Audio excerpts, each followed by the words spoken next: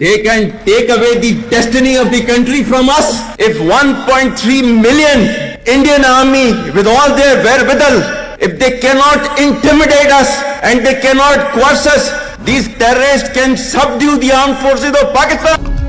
Army chief کے دبنگ بیان سے بھارت کی چیخیں نکل گئیں۔ آرمی چیف جناب عاصم منیر کے دبنگ خطاب جو کہ انہوں نے اوورسیز پاکستانیوں کے کنونشن 2025 میں دیا، بھارت کی چیخیں نکل گئیں اور صف ماتم بچھ گئی۔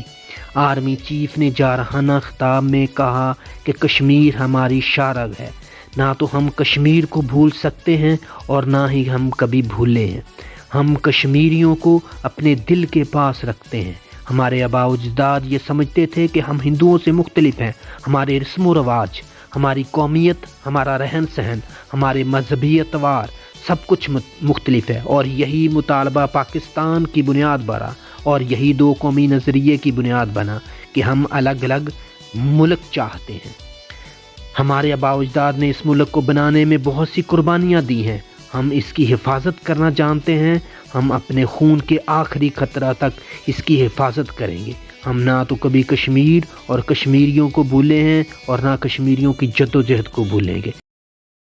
Brothers and sisters and sons and daughters, please don't forget this story of Pakistan, and don't forget to narrate this story of Pakistan to your next generation so that their bond with Pakistan, it never weakens. Whether it is the third generation or the fourth generation or the fifth generation, they know that what Pakistan is for them.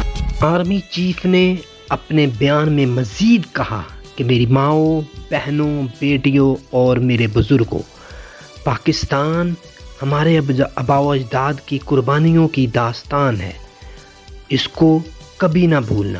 ہمارے آباء و اجداد کی اس کہانی کو کبھی نہ بھولنا۔ یہ کہانی ہماری نئی نسل کو سنانا اور یہ روایت ہماری نئی نسل میں منتقل کرنا، اور نئی نسل کا تعلق پاکستان کے ساتھ مزید مضبوط ہونا چاہیے۔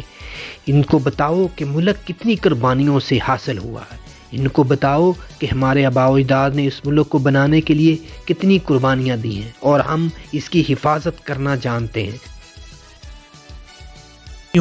And for as long as we have those brave mothers that who proudly sacrifice their sons for the sake of the country, Pakistan will not fall. Army chief نے انڈین آرمی کو خبردار کیا کہ ہم سب جانتے ہیں ہمارے ملک میں دہشت گردی کون کروا رہا ہے۔ آرمی چیف کے اس بیان کے بعد انڈیا میڈیا میں صف ماتم بچھ گیا اور انڈیا میں آگ لگ گئی، اور جب انڈین وزیر خارجہ سے اس معاملے کے بارے میں کویسچن کیا گیا تو وہ جواب دینے سے قاصر رہے۔